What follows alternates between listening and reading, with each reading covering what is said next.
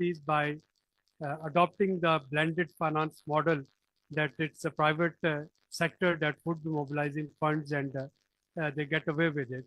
It is the same that as in developing countries, we know that government, when it cannot provide many of the services, we have to go to private sector. But pragmatically speaking, that's my ideological position. But pragmatically speaking, we know that the funding space is shrinking, the development assistance is shrinking, and that's why now we have to look at innovative methods of financing, and this is where private sector's role become very important.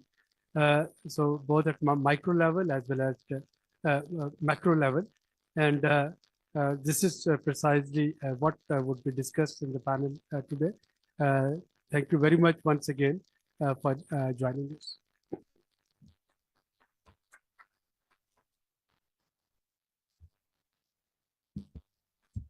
Thank you very much, sir. And indeed, because multinational corporations have a very emerging, have a presence in even many emerging economies, and where the operations extend far beyond business activities. There are multinational corporations who are acting as drivers of employment, knowledge transfer, innovation, and infrastructure development. However, their influence also comes with responsibilities, both in terms of reducing the negative externalities such as environmental degradation or social displacement, and in amplifying positive contributions to the host communities.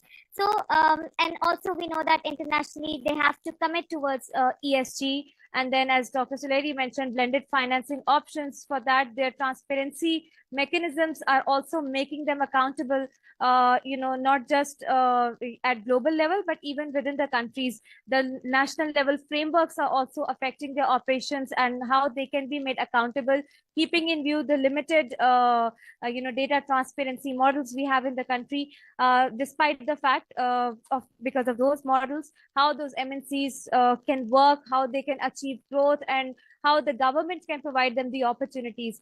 So without further ado, we have a presentation. I would like to invite Dr. Umar Farooq, who has been working diligently on this report.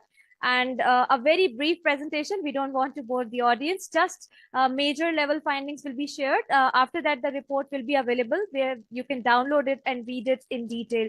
So we'll be sharing the chunk of what we have analyzed based on different modeling and assessments. And then we'll be opening the floor for the for your feedback. But before your feedback, we would also like to listen from our chief guest also. How does he see the growth of MNCs, and how the government of Pakistan can support the transition towards inclusive growth? So Omar, over to you,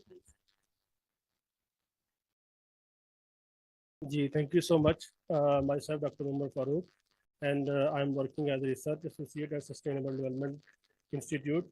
We have analyzed the data provided by the Coca-Cola System Pakistan across the 5 key dimensions that includes the financial performance, market performance, environmental sustainability, corporate social responsibility, and we have also checked the company performance in current economic environment. Economic environment. So let's go into the report findings. Please present.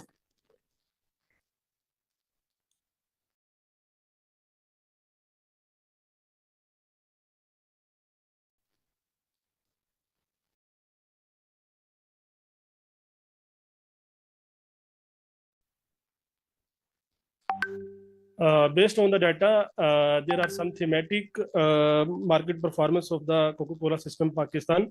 The company continues to consolidate its position as the leading beverage producer in Pakistan. Market share growth is supported by the consistent consumer engagement, strong brand call, and innovative marketing strategies. Okay. Yeah, sure. Company has experienced the expansion into the new distribution zones and increased accessibility in rural and semi-urban areas, have strengthened the company performance. Company have shown the continued investment in localized marketing and diversified product portfolio, which enhances against the market volatility. The overall number shows sustainable market leadership through strategic expansions. Oh, sorry. Yes, next card. This graph is showing that the company has experienced the consistent growth in terms of volume market share, but we can see that there is some decline in 2024, which may be due to the macroeconomic volatility and current economic uncertainty in the country. So, but we can see that there is a slight increase in 2023. This graph is showing that the company Coca-Cola System Pakistan is growing in terms of volume market share. Please next. There is also some thematic financial performance of the Coca-Cola. Despite the macroeconomic challenges, the company has demonstrated the sustained growth in revenue and operational efficiency. Strategic pricing, cost optimization, and supply chain integration have contributed to maintaining the healthy financial performance. The organization's balanced approach toward raw material sourcing and distribution supports the long-term profitability of the company. Our company has focused on efficiency and innovation in the production process, which has helped to mitigate the inflationary pressures. The most important part of this report is economic impact analysis, in which we have used the SAM analysis, social accounting metrics, which is a software which give us the picture of the economic performance of a specific company. We can see that specifically if we go across these numbers, we can see that the income multiplier of the company is 6.1, which means that if a company is producing 1 rupee, it has created the it has generated more 6 rupees in the economy. Similarly, if we see the tax multiplier, which is 10.989, this is showing the contribution of the company into the in terms of tax contribution into the economy of the Pakistan. If we see across the GDP contribution of the company, it is about 306 million by the 2029 years.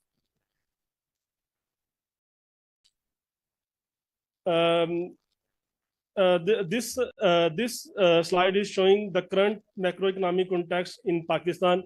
We can see that the Pakistan has experienced 6.2% GDP growth, and it has declined to 3.2% in 2024. Similarly, the inflationary pressure has decreased from 2022 to 2024, and exchange rate has also slightly increased from 120.8 USD from 2018 to 278.5 in 2024. Overall, this slide is showing the current macroeconomic picture of the Pakistan and company, and we can see how company is performing in this current economic scenario. This graph is showing the Coca-Cola System Pakistan, the contribution into the GDP growth of the Pakistan. Please next slide.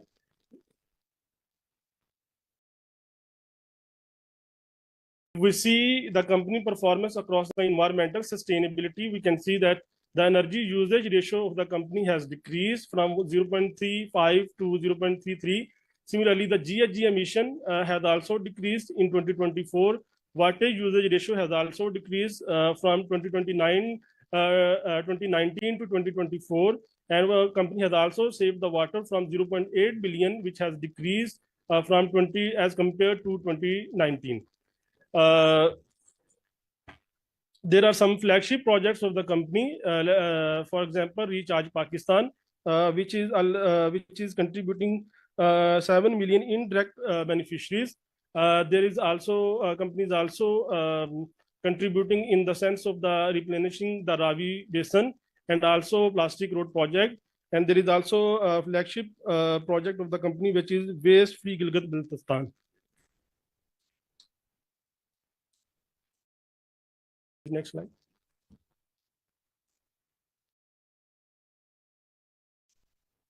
In this slide, we can see the overall energy usage ratio of the company has decreased from as compared to 2019.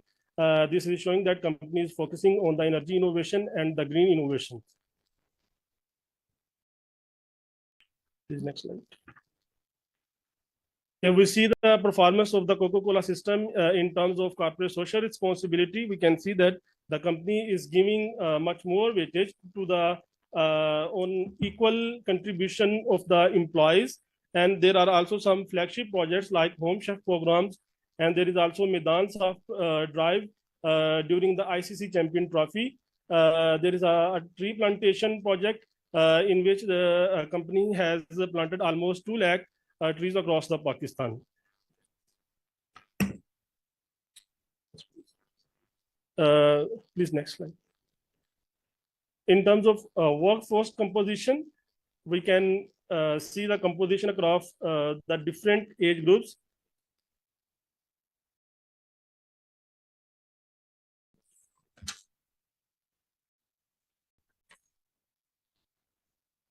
We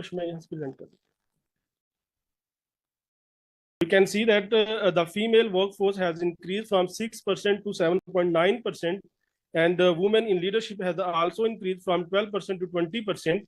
And if we see the disabled employees contribution, we can see that the contribution of company has also increased from 1% to 2%. So based on these findings, there are some conclusion remarks which shows that the Coca-Cola has demonstrated the reverse financial growth through this span from 2019 to 2024. There is also strong commitment on the CSR and on the environmental sustainability, and companies also contributing significantly into the economy of the Pakistan. Please, next slide to the recommendations. If we summarize the overall slide, we can say that there are some key recommendations to the government of the Pakistan, like government can give some tax rebates or some tax reliefs to the private sector, which is the key sector of the economy. Moreover, the government can introduce some ease of doing business steps that may help the private sector to flourish in a positive way. Thank you so much.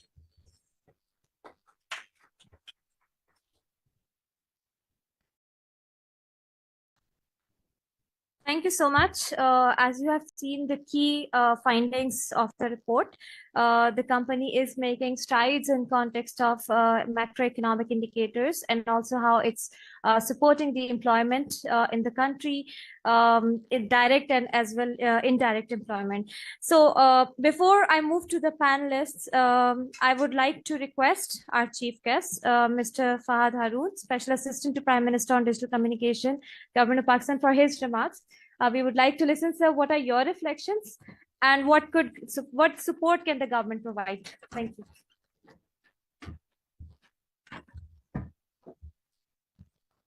Assalamu alaikum ji, and thank you very much, Sulesh Sahib, mujhe bulane ke liye, Shaista Malik Sahiba, an esteemed panel and esteemed guests. It gives me great pleasure to join this important policy dialogue on inclusive growth for shared prosperity, co-organized by the Sustainable Development Policy Institute and its partners. This dialogue is both timely and significant as Pakistan seeks to build a growth model that is people-centered, inclusive, and responsive to the aspiration of its citizens, particularly our youth, entrepreneurs, and small businesses. Inclusive growth is not merely about economic expansion. It is about ensuring that the opportunities and benefits of progress reach every segment of the society. In today's interconnected world, digital transformation lies in the heart of its inclusivity. The government of Pakistan, under the Digital Pakistan vision, is committed to advancing a digital ecosystem that promotes connectivity, innovation, and transparency. Through digitalization of services, we aim to empower citizens and reduce barriers to participation in the formal economy. However, achieving shared prosperity requires more than public sector initiatives. It demands the full engagement and leadership of the private sector. The private sector is the engine of innovation, investment, and job creation. It drives socioeconomic impact by building value chains, developing human capital, and introducing sustainable business practices that align with national development priorities. To unlock the full potential of private enterprise, the government of Pakistan recognizes the need to provide a level playing field, one where businesses can compete fairly, operate transparently, and grow sustainably. This includes simplifying regulatory processes, ensuring policy consistency, promoting digital governance, and creating an environment that rewards innovation and responsible entrepreneurship. The government is committed to enhancing ease of doing business and ensuring that private sectors actors where large corporations, SMEs, or startups can contribute effectively to Pakistan inclusive growth agenda. A level playing field also means empowering new entrants and smaller businesses, particularly those led by youth and women, to thrive alongside established players. This is vital for ensuring diversity, creativity, and equity in our economic landscape. As we move forward, our focus should remain on building strong partnerships between the government, private sector, and the civil society. Each has a role to play in promoting shared prosperity. Government as an enabler, the private sector as an innovator, and civil society as a bridge to inclusion. Together, we can shape a future where technology drives opportunity, where growth is inclusive, and where prosperity is shared by all Pakistanis. Let us affirm our collective commitment to building a digitally connected, economically vibrant, and a socially just Pakistan. Thank you.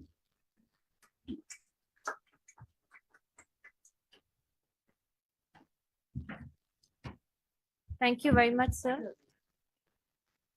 Thank you very much for your remarks, sir. And indeed, the government of Pakistan is working to enhance the public-private partnerships, and also because digitalization, technology, tech transfer is a key priority of the government. And through digitization, we can also ensure transparency and accountability of not just private sector, but also the public sector. So I'm sure with your support and you having this portfolio, Pakistan can move towards a digital transformation that can ensure that within the country also we have frameworks where investors trust us, and where investors are ready to finance different projects, and where we can invite more finance. So thank you for your remarks. With this, I would now move towards the panel. So Dr. Alia Hashmi, I'll start from you. So after listening to the presentation, and also you have been working diligently in this space for so many years, how do you see this transformation, especially now the challenges are become tenfold. There's climate, there's economic crunch, there's conflict, and then there's also the socio-economic and political crisis within the region. So how do you see the challenges for multinational corporations, and what is your reflection on the report findings, please? Okay.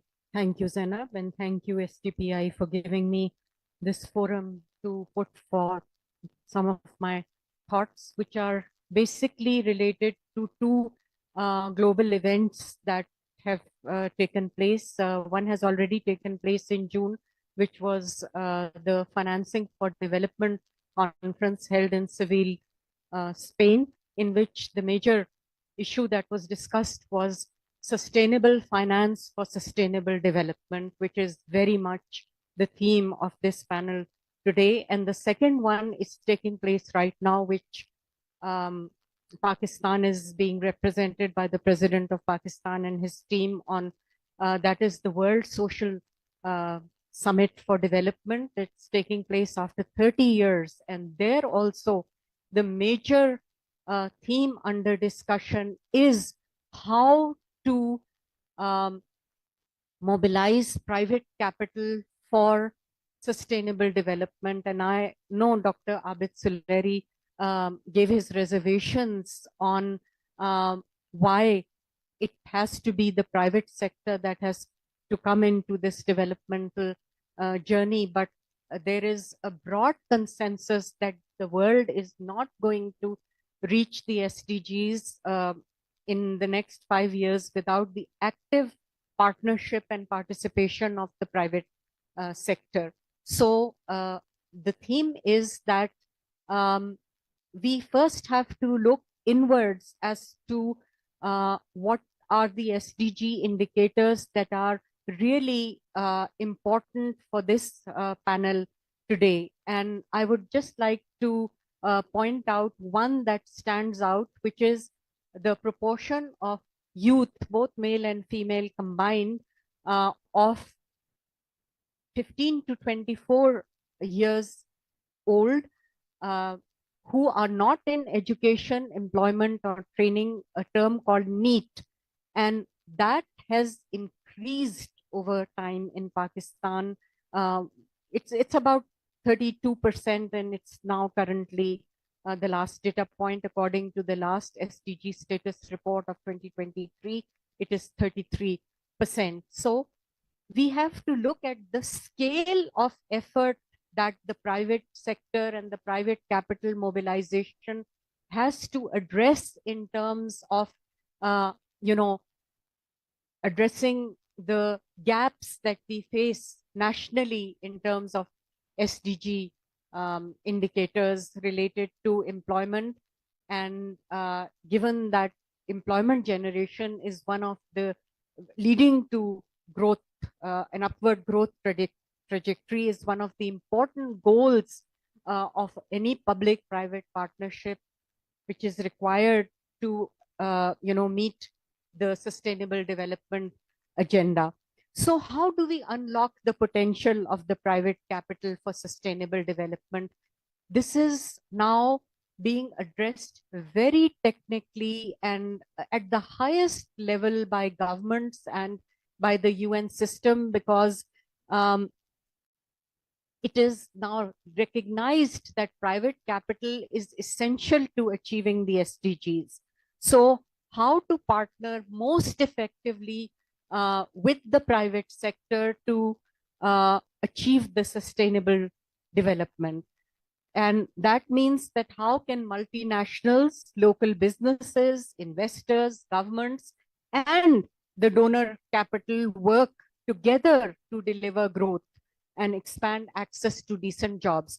Right now, I don't see in Pakistan a coherent, seamless framework for such a partnership, which I think this report really highlights and flashes that yes, good work is being done for sustainable development in pockets by the private sector, but how do we bring all the efforts of the private sector? And they also reported some policy measures, some regulatory measures that they would like to see the government undertaking in order to mobilize and unlock more of private capital. I'll just stop here and I'll come in again whenever you call upon me. Thank you. Thank you, Dr. Alia. And you have also, I have two more questions in my mind, especially in the context of SDGs tracking, as we have also submitted voluntary, the national reviews and then this report, but then we are lagging behind in context of achieving the targets of SDGs, right? So in that context also, I have a question, but I'll come back to you. Dr. Naveed, what are your reflections around the report findings that we have presented? And how do you see, as Dr. Alia also mentioned, the private capital flows in the country, keeping in view the current economic restraints that we have, please? I would bring my expression with the acknowledgement. Thank you for having this. The forum is very close to the articulation of the economic needs. Recently, I was in Australia having some international expressions. So the key realization that is very close to the reflection of the what we receive from this, the private sector. I think the something is greater than education today. It's a big voice. There is a visualization. The world is coming with a very strong visualization. So visualization, end of the day, how you are going to bring the model of that DIB. Starting point that is, we claim how we are going to realize the societal impact. So societal impact is more associated with your eco-conscious behavior that we have to develop. So this is the part that has been well taken by the entire world. On the one side, they have developed taxonomies. They have a sector-specific taxonomy. Standardization is there. They're more localized. The second important driver, definitely there is no second thought. Private sector, that is the baseline towards all the development that's happening. Government is coming with a navigation where you have to create that conducive environment. So I think 2 to 3 areas where I think still there is a huge potential that we have to capitalize. For me, the most significant part, that is we have to integrate your user acumen. Your user acumen is not eco-conscious on the one side. DIB starting point is definitely the diversity is there. we move towards the equality, we have the voice towards the inclusion, and finally we have to see the belongingness of the society.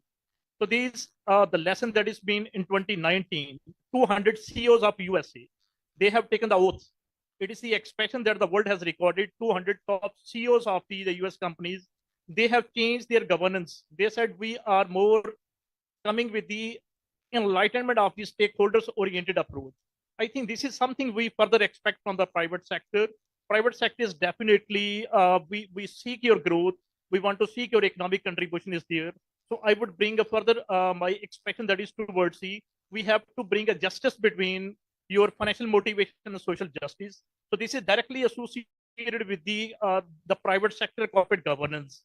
So we claim diversity is there. Diversity is definitely is not the name of gender only. We have to see the diversity that is in the skill set. We have to see the people they are sitting with the different level of motivation. The people they are sitting with the different level of their expressions as well. I think now directly it's a hardcore area that brings the private sector towards the reforms. Reforms, I see the entire world, they have taken the lesson through the visualization that it's a sustainable corporate governance. You call it the environmental social governance, you call it taxonomy. So they have articulation of the sustainability, and this sustainability that is moving more towards that how we have to bring the potential of the private sector that is giving the expression of the diversity, that is bringing the equality, and that brings more inclusion.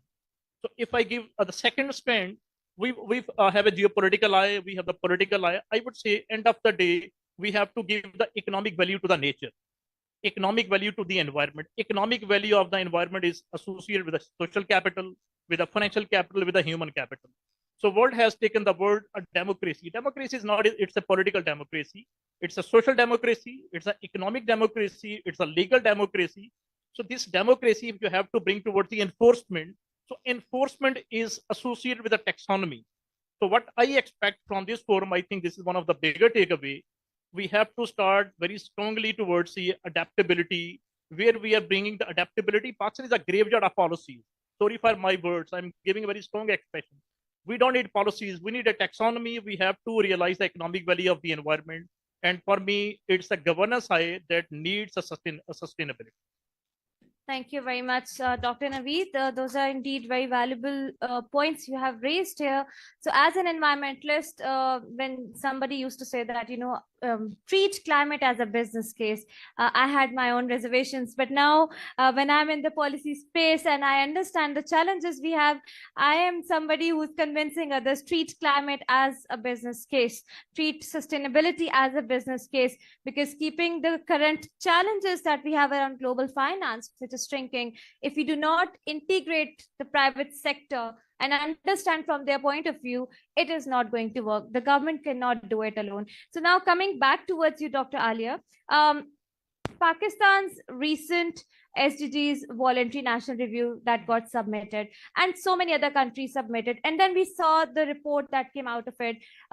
So there were the findings indicated that world is far behind achieving SDGs, and what's going to be Agenda 2030 and beyond. We do have a discussion at 5:30 p.m. on that issue as well.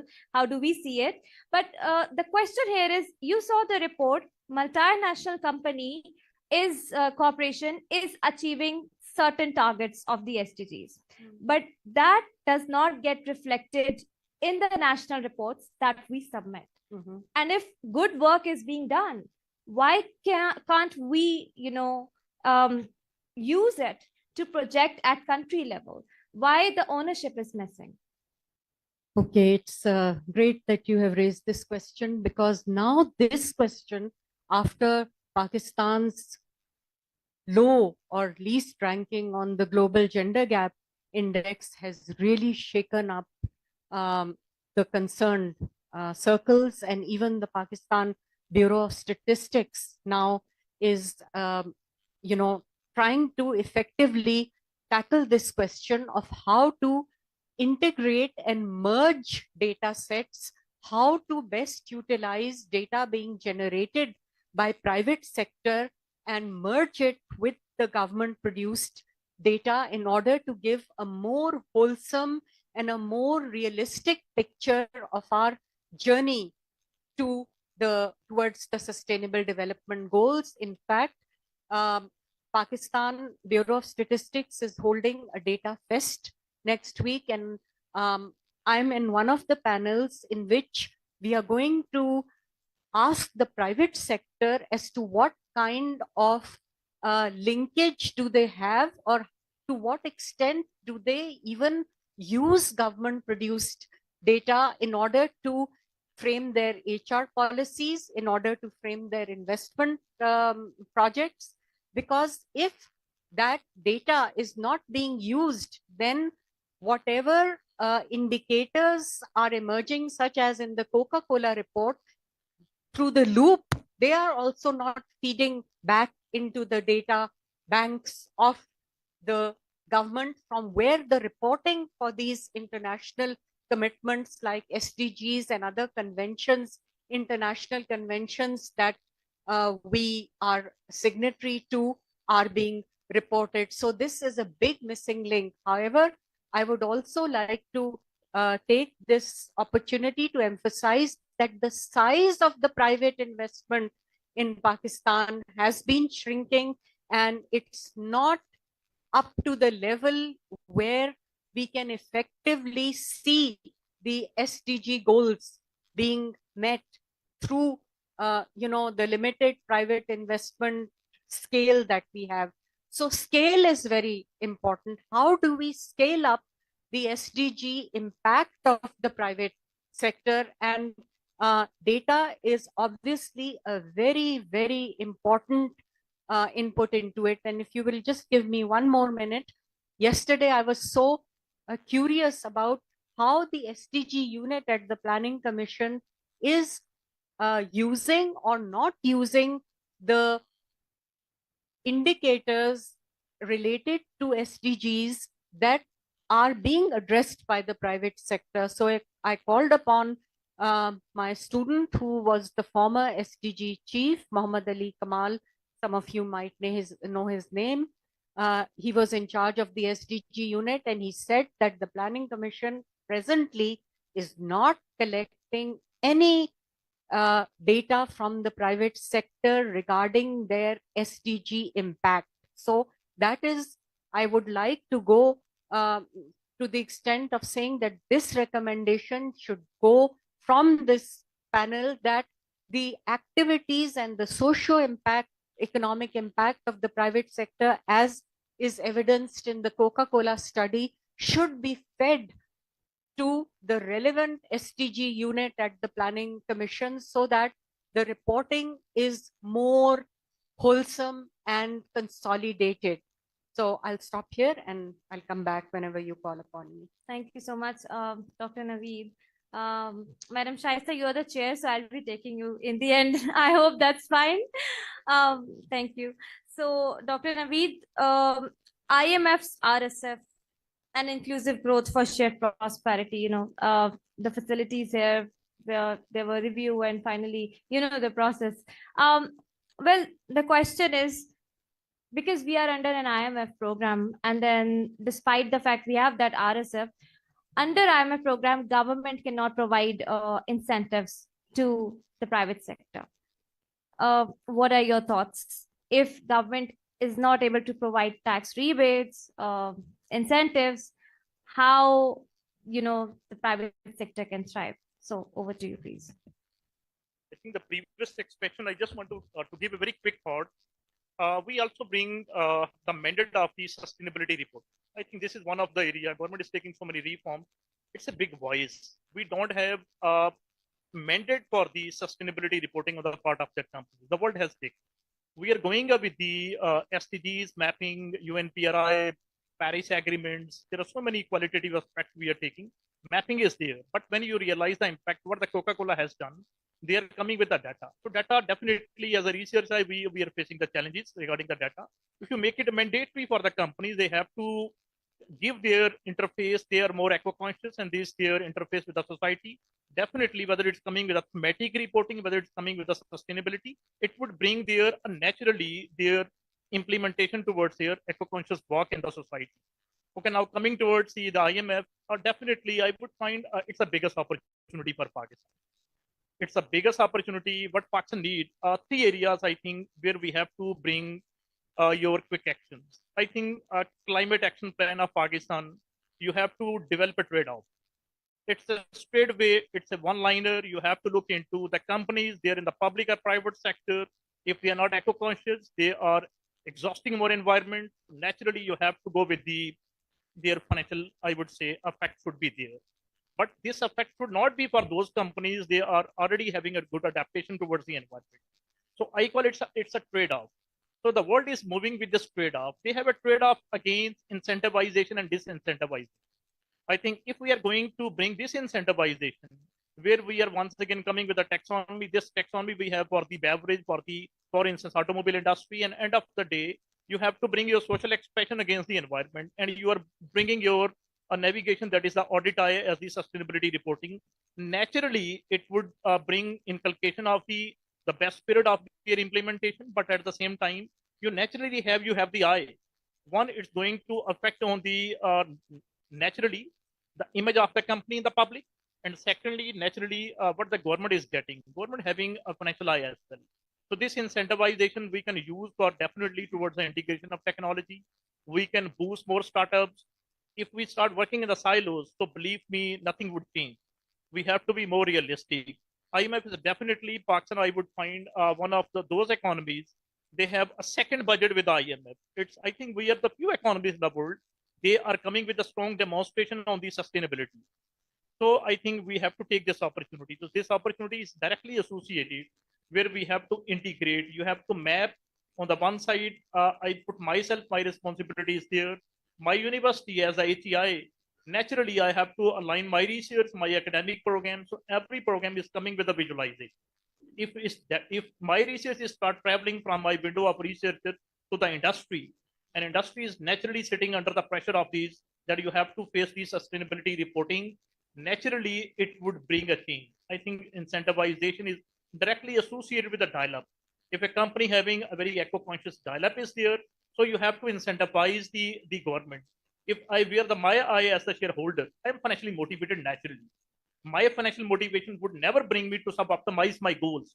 So we cannot expect directly from the private sector that you have to adapt toward the sustainability at the cost of your financial motivation. It would never happen. So incentivization, I totally agree with you. We have to give a space to the private sector. They start thinking they have a second dial-up. That is what I said, the economic value of the environment. Thank you so much, Dr. Naveed. And Dr. Alia, you wanted to have some thoughts on the same question, please? Yes, when my student mentioned sustainability reports, Ali Kamal, yesterday, he also made the statement that they are guidelines, they are voluntary. So being a researcher, I looked up the SECP website, and very recently they have made it compulsory, so or mandatory. So sustainability reporting is now mandatory. Let us be clear on that. But only for listed companies.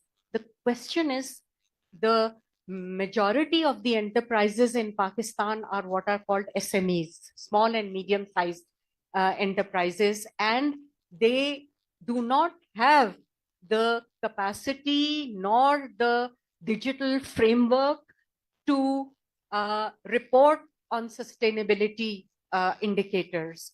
And it is now imperative that we enable the SMEs to come up to that level where they can start baby steps at least towards sustainability reporting, because this is now the name of the game globally. We cannot shy away from it. We cannot turn away from it. So now the role of the government, that has been under a lot of discussion in this debate on sustainable financing for sustainable development. Pakistan is a highly indebted country. We are struggling to meet the costs of debt servicing from our tax revenues. So to expect the government to make a dent in SDG financing is a wish. It's not going to happen, and we are not alone. This is the situation with many what are called emerging economies, and they are all seeking help in terms of how to use the term which Dr. Abid said, blended financing. And I wish that the former advisor from the Ministry of Finance, Dr. Hakan Najib, would have been here, or somebody from the Finance Ministry would have been here to sort of listen to this and give their own input, because this is what happens at these forums. When we have a disconnect between finance and development, then things don't fall into place. So another very strong message, finance and development has to go together now, and not only lip service at different fora, but effectively the government has to co-create solutions with the private sector in order to take forward this issue of sustainable financing. Thank you. So, One very quick. Totally agree with you. I think the biggest reform that we are experiencing, using the word thematic. When I see the Pakistan capital markets, it's very rare for me. I have to look into the thematic securities. You have to theme your securities with the sentiments of the nation. If myself sitting in the individual capacity as an investment my Acumen is more eco-conscious. So I see the total number of participants that we have for Pakistan capital markets. I have a very close research. When I sit with the SECP as well, 360,000, it's a today's stat that we have. It's a peanut amount.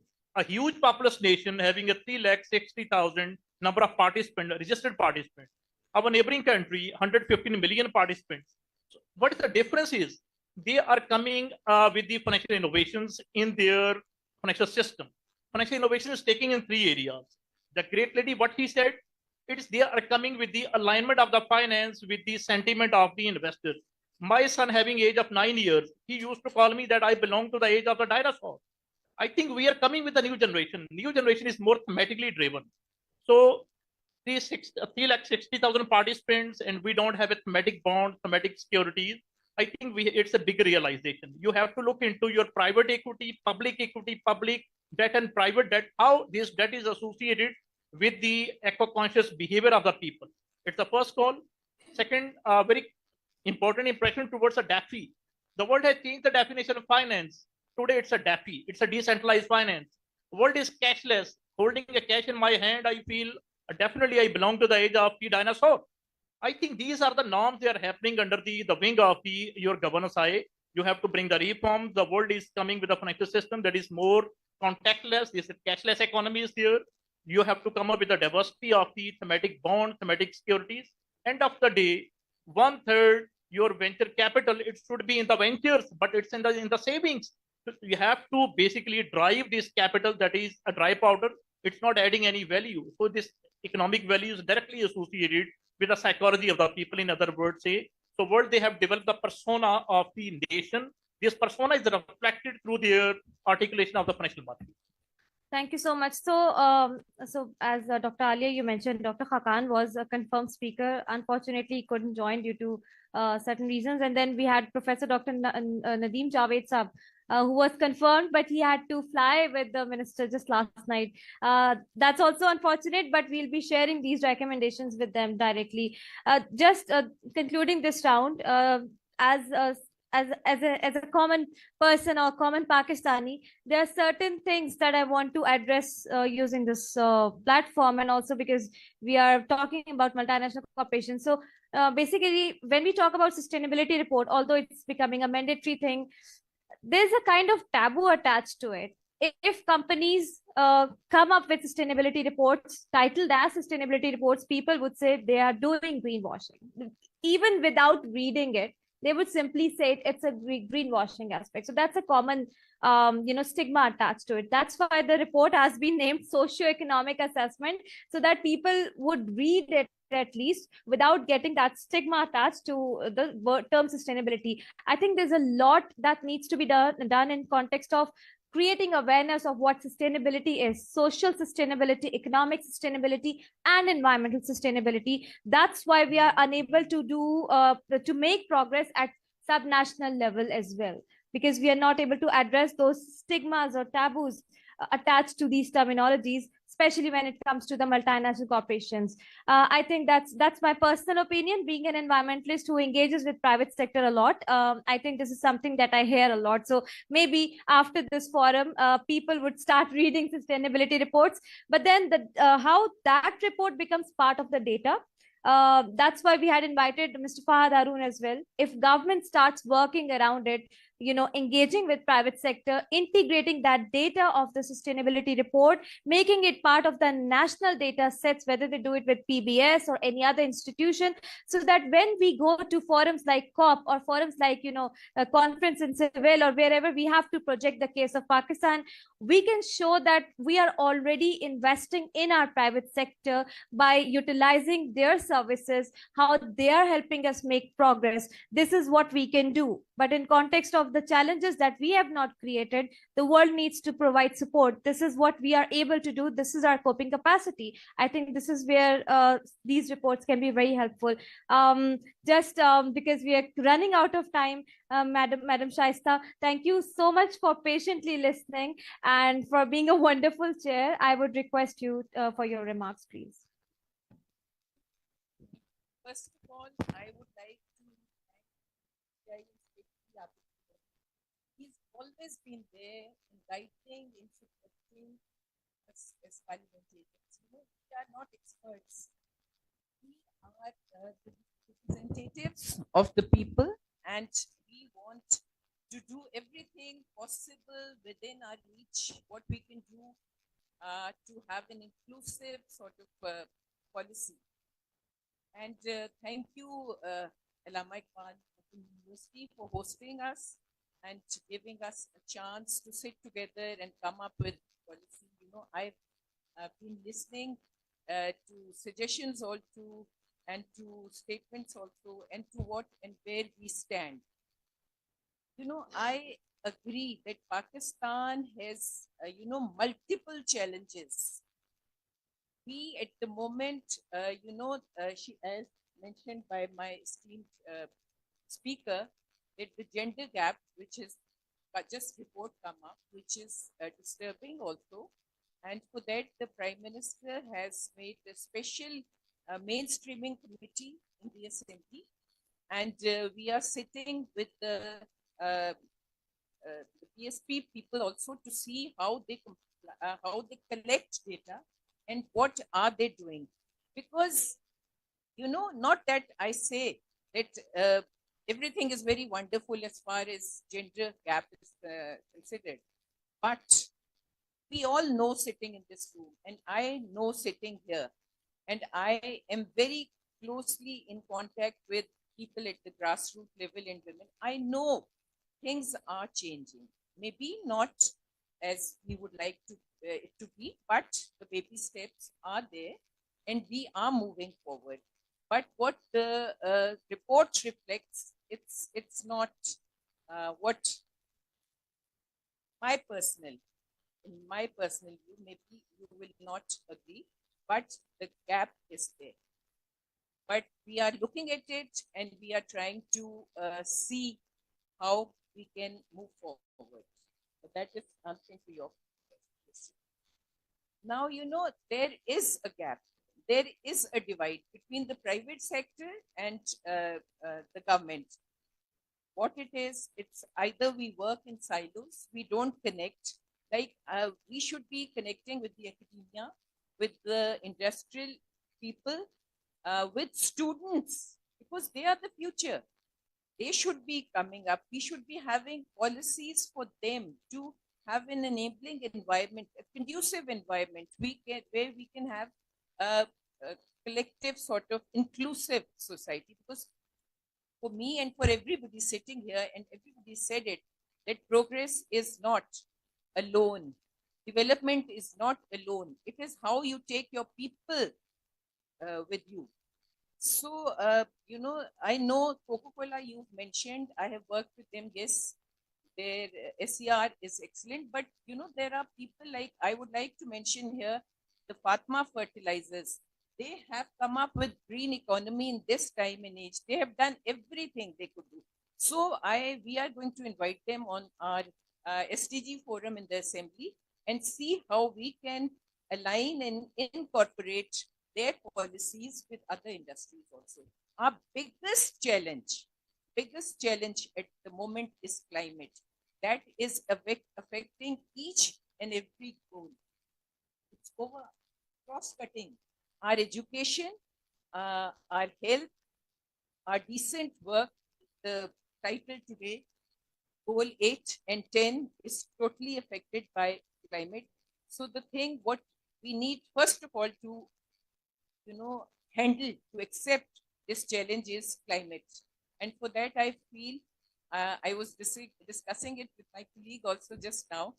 I said, first of all, we should start looking inwards and see what we can do ourselves instead of, because I feel there's a fiscal constraint all over the world. Nobody is going to come for solutions for you first. They will do solutions for themselves before coming and with a solution for you. So we have to find a solution for ourselves.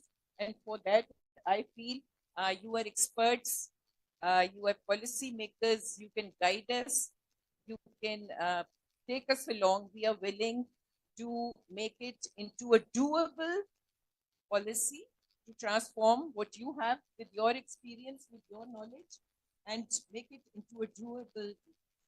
As far as you said, the PND is not, we at the parliament also have a right. We can do it. We will make, with your suggestions, policies in different goals, and we can be taking them to the development PND government department so that we can have something positive. We have to work together. That is the underlining main theme, that we have been working in silos. We have a mistrust. Pakistan is at the moment, as far as the private sector incentives came up, I can tell you there are no incentives coming up in the future, because we are in the IMF program. There are certain restrictions, I should say, we cannot do. So in these given circumstances, how we can move forward, and how, there's no dearth of scholars, of intelligent people, of policies in this country. It is implementation and governance where we lack. So this is where we need to work and see how we can have the things which are coming up, how they can be implemented. Fahad has left, but I assured him that my takeaway today would be a paper, a doable paper in the given circumstances, how, facing the realities of our economy, facing the realities of the climate change, and facing that at the moment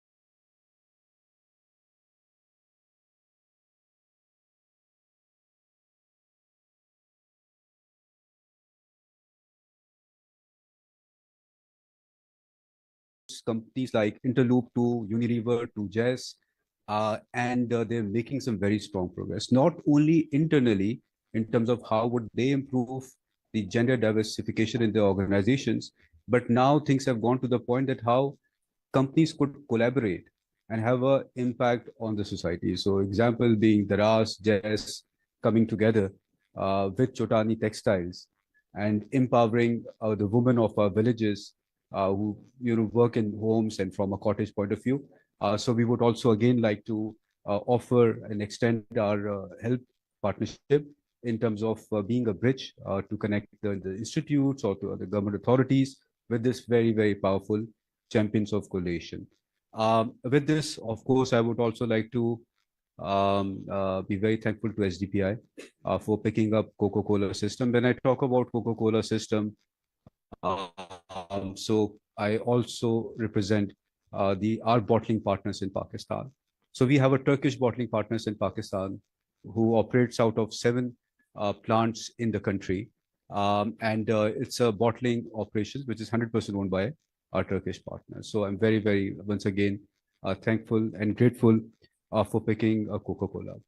From a Coca-Cola background perspective, just quick rundowns. Coca-Cola has been present in Pakistan since 1953, only 6 years after the country got its freedom.